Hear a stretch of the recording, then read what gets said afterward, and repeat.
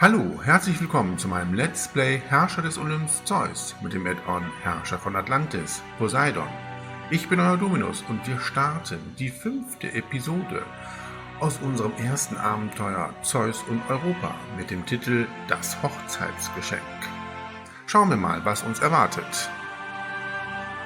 Die Hochzeit von Harmonia und Kadmos war prachtvoll. Hephaistos, Aphrodite und Ares waren anwesend und mit ihnen bedeutende Herrscher aus der ganzen Welt. Ares und Aphrodite strahlten vor Stolz, als sie Harmonia ihr Geschenk überreichten.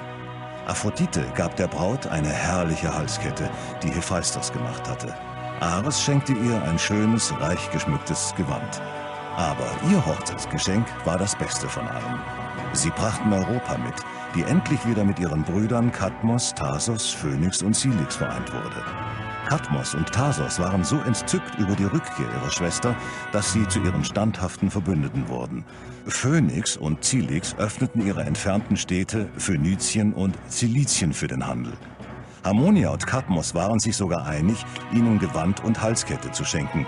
Allerdings hielten sie es für besser, ihnen die Geschenke später zu schicken, in Abwesenheit der Götter, um sie nicht zu beleidigen. Nur zweierlei warf einen Schatten auf die Feier. Erstens die Angst, Talos könnte jeden Moment auf der Bildfläche erscheinen. Zweitens der schreckliche Mangel an Wein. Neuerdings ist Wein in Griechenland rar geworden, abgesehen vom Berg Cithäron, wo es ihn in Hülle und Fülle gibt. Gleichwohl weigert sich das Volk des Berges Cithäron, die Vorräte zu teilen und behält den Wein für sich. In Theben wird geheiratet. Kadmos, ihr erinnert euch, der Bruder von Europa, der statt der Suche nach der Schwester die Stadt Theben gründen sollte, heiratet. Ein berauschendes Fest. Götter sind anwesend mit herrlichen Hochzeitsgeschenken und weitere große Persönlichkeiten. Das größte Geschenk machen wir aber, indem wir Europa aus den Klauen des Talos befreit haben und wieder zurück zur Familie gebracht haben. Das bedingt aber, dass wir einen neuen Feind haben. Talos wird bestimmt unsere Stadt heimsuchen. Und so ist eine Aufgabe, nämlich das Ungeheuer niederzustrecken. Die weitere Aufgabe ist, ein zweites Heiligtum in unserer Stadt zu errichten. Klingt alles relativ einfach, ist es aber nicht. Und wir gehen mal direkt zurück nach Theben. Wir können jetzt ein Koloniedenkmal errichten, aufgrund der Gründung unserer ersten Kolonie. Ja, das ist sehr schön, aber was machen wir später? Wieder im Pausenmodus nochmal ganz kurz einen Überblick verschaffen. Ja, wir haben gefüllte Warenlager, das sieht eigentlich alles soweit gut aus. Hier haben wir unser Marmor, da haben wir auch jede Menge, sehr schön. Ja, und hier haben wir ja unser nobles Wohnviertel mit den gehobenen Wohnungen und hier möchte ich auch weitere Heiligtümer errichten. Wir gehen mal auf den Reiter Mythologie und dann hier Heiligtümer. Aha, wir können also den Garten der Demeter errichten, den Tiergarten der Artemis, Oase der Aphrodite und die Laube der Athene. Gut, ja, ich würde vorschlagen, wir bauen den Tiergarten der Artemis. Wir können zwar keine Jagd betreiben, weil sie ist ja die Göttin der Jagd, allerdings hat Artemis 2 Amazonenkämpferinnen, die wir auch dann zur Verfügung haben. Und wenn wir später kriegerisch uns hier behaupten müssen, haben wir da nochmal zusätzliche Soldaten. Das finde ich ganz gut, deswegen bauen wir jetzt hier den Tiergarten der Artemis, der kommt hier hin, da müssen wir mal eben drehen.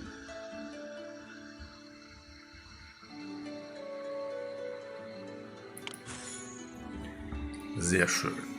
Ja, dann brauchen wir natürlich jetzt wieder die Kunsthandwerkergilden, die hatte ich ja abgerissen. Die können hier hin.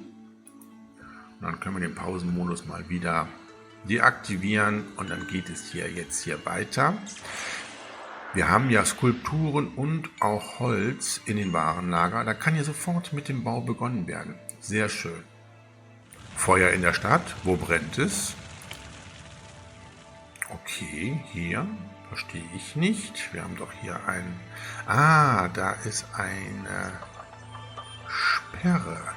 Okay, gucke ich mal eben. Straßen... Ja, da sehen wir es. Da kommt kein Architekt hin. Das heißt, wir bauen nochmal ein Architekturbüro hier auf. So. Aber der Brand ist schon gelöscht worden, Gott sei Dank. Ja, ich möchte das hier eigentlich verschönern. Hier kommt ja immer unsere Heldenhalle hin. Und dann können wir das doch hier auch schon mal schön machen. Was passt denn hier rein? Nein. Na, auch nicht so hübsch. Wie schwierig. Aber wir könnten Alleen bauen. Das geht doch. Jawohl. Mhm.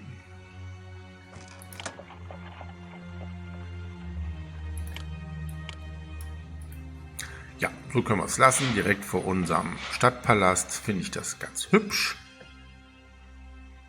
Oh, Cydonia schenkt uns Wein. Aber wir haben kein Warenlager mehr. Das frühere Warenlager für Wein ist jetzt für Bronze hier. Ja, dann bauen wir jetzt hier ein weiteres Warenlager. Das kommt hier hin. Und das kann den Wein aufnehmen. Sehr schön. Wie sieht denn der Arbeitsmarkt überhaupt aus? Oh, das geht. Wir könnten, glaube ich, noch mal ein paar Weizenfarmen bauen. Die können wir jetzt tatsächlich mal hier hinbauen. So. Ja, wie zu befürchten, wird Talos uns angreifen. In 2 Monaten wird er kommen. Ja, und wir können den Wein von Cydonia annehmen. Vielen Dank. Oh, wow, das Warenlager ist fast voll. Ja, wer kann denn gegen Talos überhaupt kämpfen? Ich glaube, das müsste Jason sein. Schauen wir mal gleich, wenn Talos da ist. Ja, schauen wir noch mal ganz kurz hier in unserem noblen Wohnviertel. Wie ist denn hier die Versorgung mit Kultur? Klappt das so, wie ich das gebaut habe? Philosophen? Ja, das sieht gut aus. Athleten? Das sieht auch sehr gut aus. Schauspieler? Ja. Und Wettkämpfe? Oh, Wettkämpfe haben wir keine mehr. Das ist nicht so gut. Warum? Vielleicht sollten wir Folgendes machen. Ja, wir haben ja jetzt eine Kolonie und Kolonien zahlen ja jährlich einen Tribut. Cydonia zahlt uns jährlich 10 Holzbretter. Und die nehmen wir natürlich an. Vielen Dank. Ja, das ist natürlich jetzt nicht so gut. Die werden sich nicht weiterentwickeln, weil denen fehlt der Zugang zum Stadion. Die gehen immer da entlang, die Athleten, glaube ich. Okay, wir machen Folgendes. Wir errichten 2 Gymnasien hier. So. Nehmen das hier weg. Da kann jetzt tatsächlich ein Denkmal hin. Da kommt das Koloniedenkmal jetzt hin. Wunderbar. So. Ja, jetzt ist es soweit. Talos greift an. Wir können hier zum Ereignis gehen. Wo greift er an? Ah, das ist natürlich super doof. Nämlich hier bei unseren Steinmetzwerkstätten. Ja. Ja, und er massakriert hier jeden auf der Straße. Okay, wie machen wir das am besten? Er wird sich wahrscheinlich hier in diesem Bereich aufhalten. Wir werden die Steinmetzwerkstätten hier abreißen. So, und dann bauen wir das alles nämlich hier etwas weiter weg auf.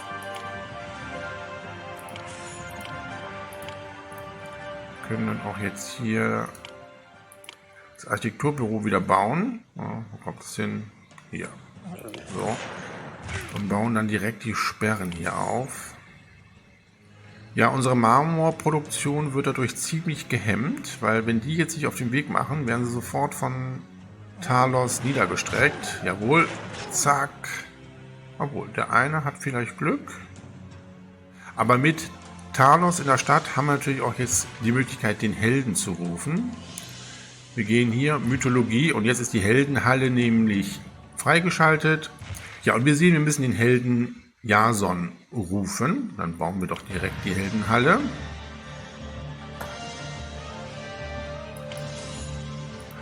Und dann schauen wir mal, was Jason braucht, um in unsere Stadt zu kommen. Wir müssen 3 Trimen in unserer Stadt haben. 2 Reiterkompanien müssen ausgebildet sein. 64 Kisten Nahrung müssen im Silo vorhanden sein. 8 Pferde und 16 Amphoren Wein. Okay, da haben wir einiges jetzt nämlich zu erfüllen. Ja, die 2 Reiterkompanien müssen wir ausbilden. Vielleicht sollten wir erstmal noch den Export von Marmor ausschalten, weil den Marmor brauchen wir jetzt für unser Heiligtum. So, hier Verkauf stoppen. Ja, und Knossos verkauft weniger Wein. Warum? Weiß ich auch nicht. Brauchen sie selber. Okay. Wir müssen jetzt erstmal auf unserer Agora den Weinhändler etablieren. Der kommt jetzt hier hin. Ja, und wir müssen Pferde tatsächlich jetzt züchten. Dafür brauchen wir den Pferdehof. Den Pferdehof finden wir hier bei dem Reiter Militär und dann hier Militärwerkstätten haben wir den Pferdehof. So, dann bauen wir mal einen hier hin. Der passt doch genau hier so hin. Wunderbar. Und in einem Pferdehof können hier in diesem eingezäunten Bereich 4 Pferde Platz haben. Nun ja, und wir brauchen Nummer 8. Das heißt, wir brauchen einen zweiten Pferdehof, der genau hier gegenüber hinkommt. Ja, wenn das nicht gut passt, weiß ich es auch nicht. Ja, jetzt möchte ich mal eben kurz gucken, ob das hier mit dem Stadion besser funktioniert und den gehobenen Wohnungen. Wettkämpfer. Ja, das hat gut funktioniert. Jetzt haben die hier auch entsprechend Zugang. Wunderbar. So, Arbeitsmarkt. Ja, ist in Ordnung. Wir sollten aber jetzt noch ein bisschen mehr Weizen produzieren, denn die Pferdehöfe brauchen ja Weizen.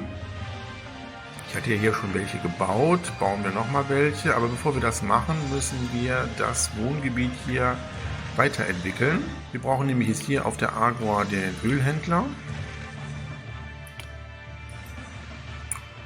So, dann können wir das ja auch noch eben vervollständigen.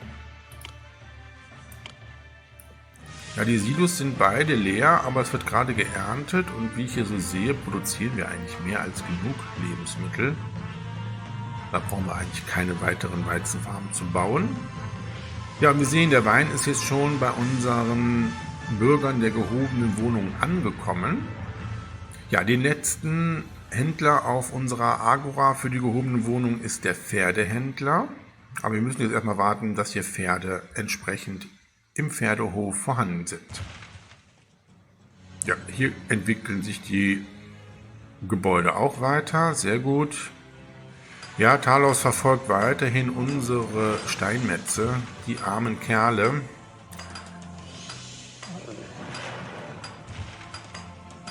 Haben wirklich einen gefährlichen Job hier. Ja, aber er verfolgt sie tatsächlich bis zum Steinbruch. Wir werden wirklich hier kaum Marmor produzieren können, solange hier er sein Unwesen treibt.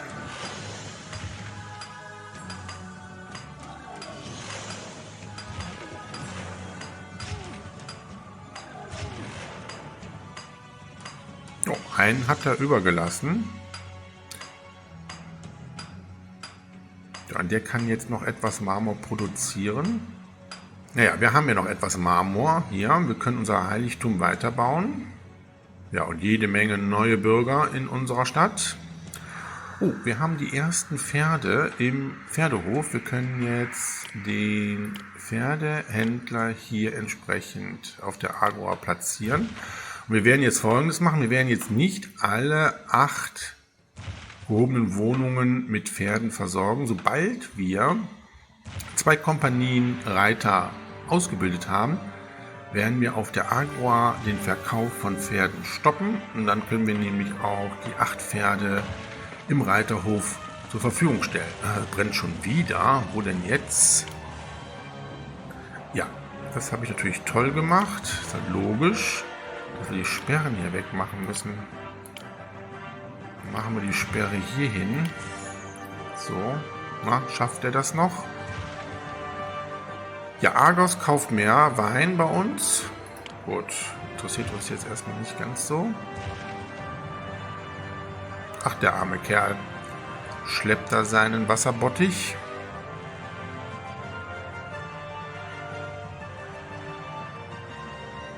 Gut, wurde gelöscht. Wunderbar. Ja, wir sehen hier schon, das Anwesen hat jetzt schon Pferde, beziehungsweise ein Pferd. Das dauert genauso lange wie bei den Rüstungen. bis alle Gebäude hier mit Pferden versorgt werden können. 4 Pferde können in einem Anwesen untergebracht werden. Das ist ja auch sehr hübsch animiert. So, jetzt haben wir schon das zweite Anwesen. Ja, und das dauert natürlich jetzt ein bisschen. Oh, wir haben eine Rückentwicklung hier. Was ist hier los? Es fehlt Zugang zur Kultur. Oh, was haben wir denn hier für Probleme? Gucken wir mal eben. Philosophen, klar. Athleten, ja. Oh, Schauspieler, aber da geht doch jetzt gerade einer entlang, oder? Gucken wir mal.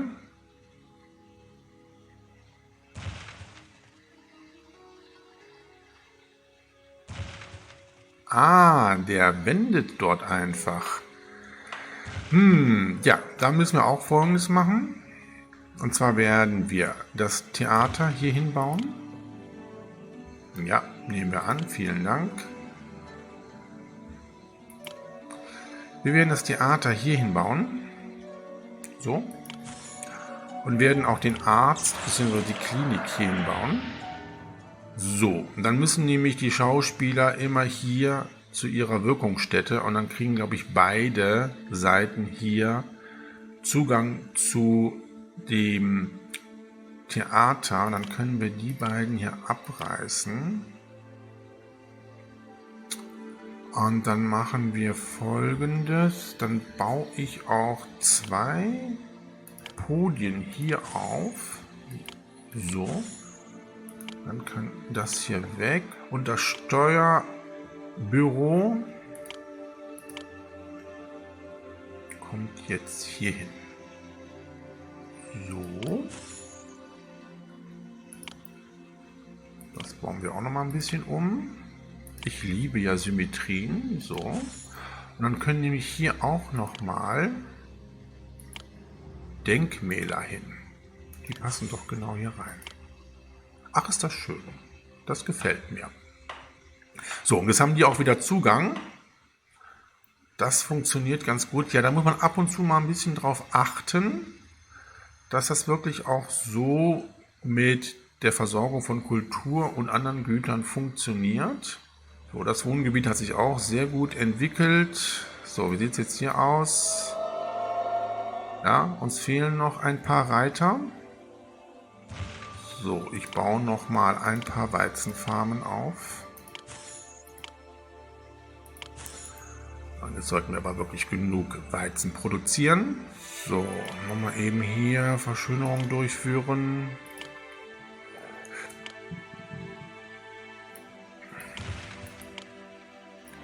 Mittlerweile haben wir 2 Reiterkompanien ausgebildet.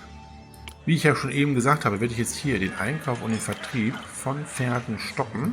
Das reicht jetzt erstmal. Weil wir brauchen ja auch 8 Pferde in unseren Reiterhöfen. Ja, und trotz Talos können wir hier unser Heiligtum weiter bauen. Denke mir mal, dass wir es auch bald fertiggestellt haben. Was brauchen wir denn noch? 36 Marmorplatten, 4 Ladungen Holz und 6 Skulpturen. Haben wir denn so viele Skulpturen? Mal eben kurz gucken. Ja, haben wir. Super. Jason möchte aber auch 3 Trimen haben. Das sollten wir jetzt auch anfangen zu bauen. Die Trimen finden wir auch hier unter dem Reiter Militär und dann auch Militärwerkstätten haben wir den Trimenhafen. Ja, schauen wir mal, wo wir die bauen können. Ja, hier hätten wir noch die Möglichkeit, die Trimenhäfen zu errichten.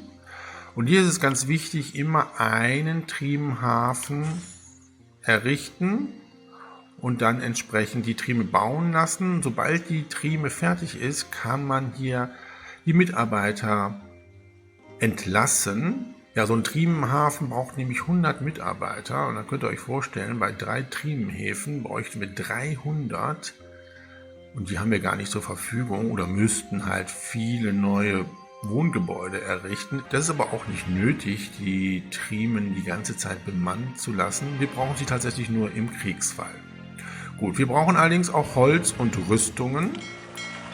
Die werden jetzt hier zu unserem Trimenhafen gebracht. Da sehen wir schon. wie die Rüstungen geliefert werden. Da kommt das Holz.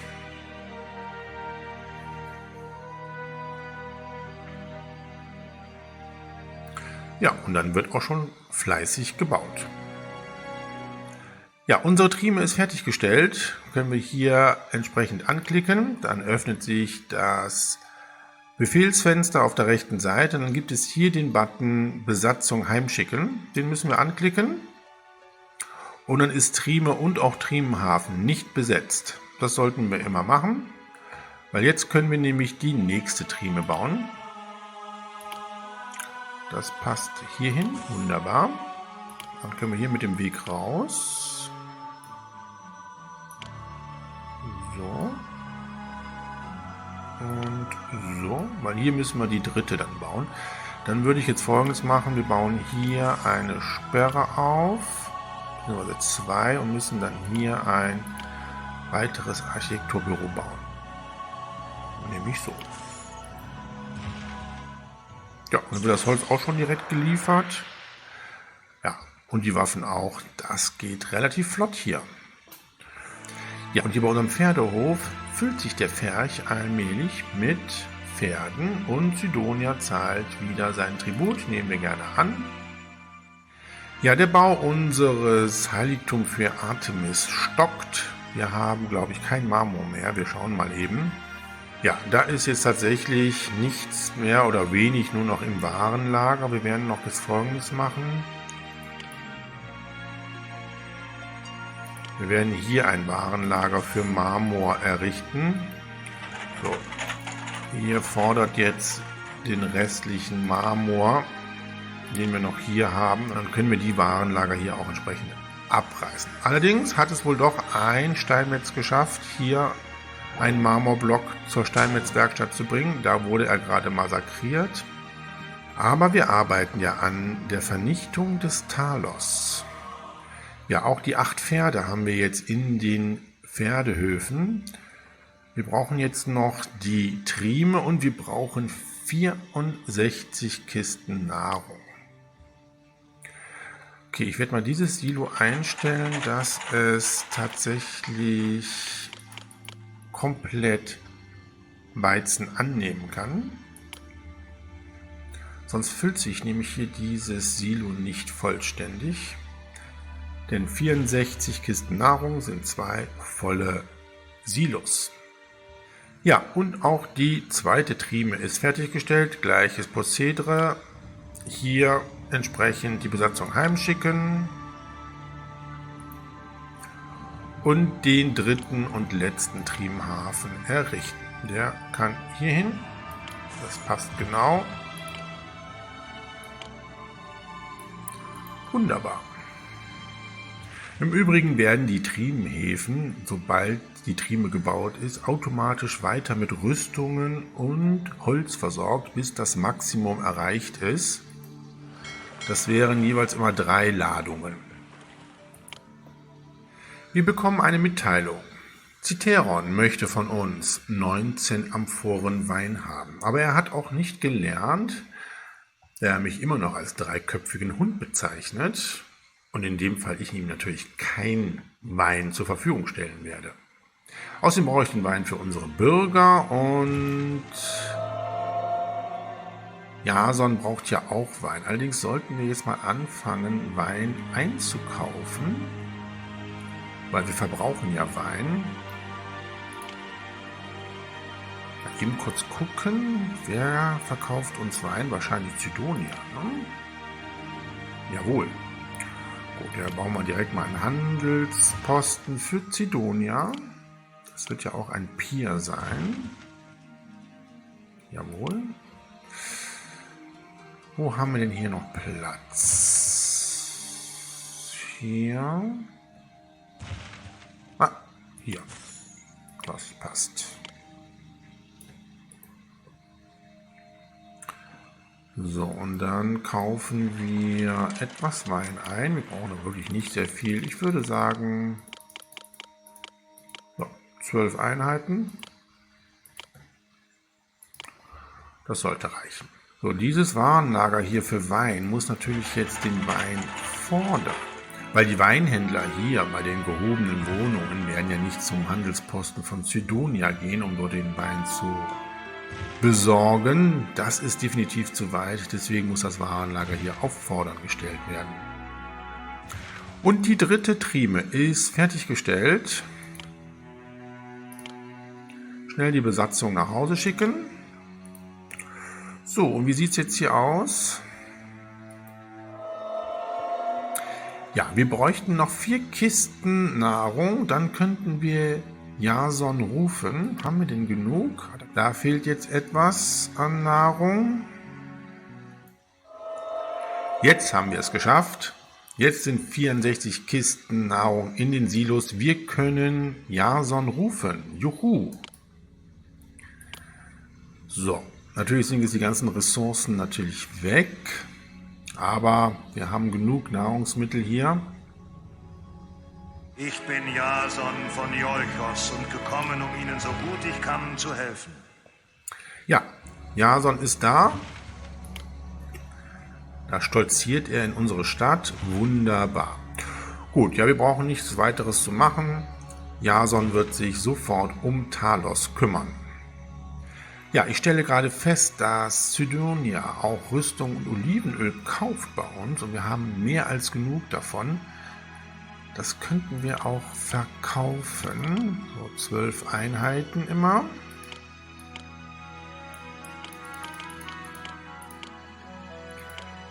Dann brauchen wir aber auch Bronze. Ich sehe nämlich hier, unser Vorrat an Bronze ist aufgebraucht. Der Berg Peleion verkauft ja Bronze. Können wir so einstellen. Ja, sehr gut. Dann haben wir noch mal ein paar Einkünfte, wobei unsere Stadtkasse eigentlich sehr gut aussieht. Ja, unser Held Jason lässt sich ziemlich viel Zeit, das muss man sagen. Auch er hat, glaube ich, ein eigenes Floß. Jawohl. Ihr könnt aber auch die Brücke benutzen. Na gut. Helden sind da, glaube ich, etwas eigen. So, und dann geht es jetzt dem Talos an den Kragen.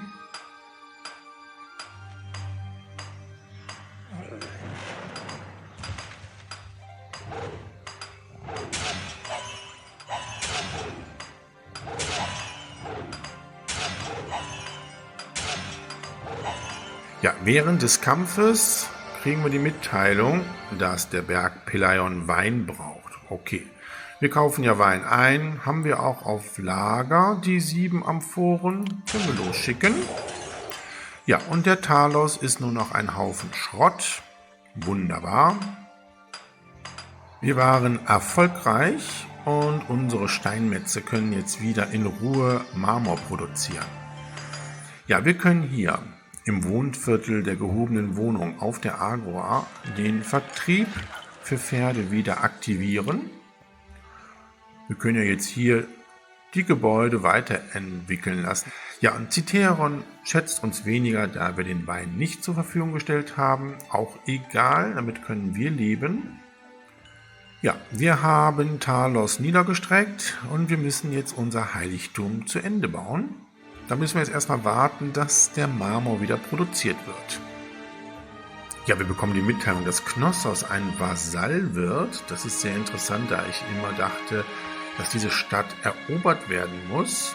Ja, aber es gibt wohl Städte, die freiwillig Vasall werden möchten. Und das ist ja sehr nett, vielen Dank. Was kriegen wir denn als Tribut? Direkt mal gucken. Ja, Knossos zahlt uns tatsächlich 10 Einheiten Olivenöl. Na gut, dass wir jetzt Olivenöl auch verkaufen. Ja, sehr gut. Läuft doch alles wunderbar. Ja, und wir sehen, Marmor wird wieder zu unserem Heiligtum gebracht. Der Bau kann jetzt weitergehen. Die Marmorproduktion läuft wieder auf vollen Touren. Gott sei Dank. Ja, was für ein prächtiger Tempel. Jetzt werden wohl die Skulpturen gebracht. Ja, und dann kommt auch schon unsere erste Skulptur für unser Heiligtum der Artemis.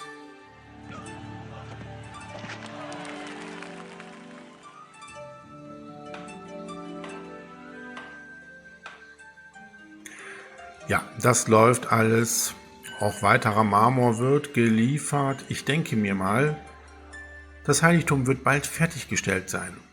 Und damit beenden wir auch diese Episode. Ja, eine Forderung von Argos, 10 Amphoren Wein, haben wir im Warenlager, können wir verschicken. Ja, und da sehen wir jetzt, die letzte Ladung Marmor wird zu unserem Heiligtum gebracht. Wir können es jetzt fertigstellen. Ja, und mit der Fertigstellung des Heiligtums für Artemis beenden wir jetzt diese Episode.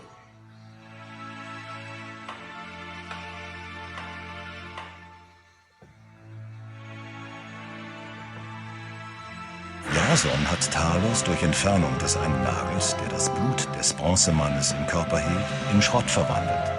In der Nacht allerdings hat sich jemand mit Talos Überresten davongemacht. Vielleicht war es ein hiesiger Bildhauer auf der Suche nach einem Extravorrat Bronze. Andererseits könnte es auch Hephaistos gewesen sein. In der Zwischenzeit ist ihr Ansehen in Griechenland gewachsen. Viele Städte bezeichnen sie als Freund und sogar der große Minos von Knossos hat ihnen die Treue geschworen.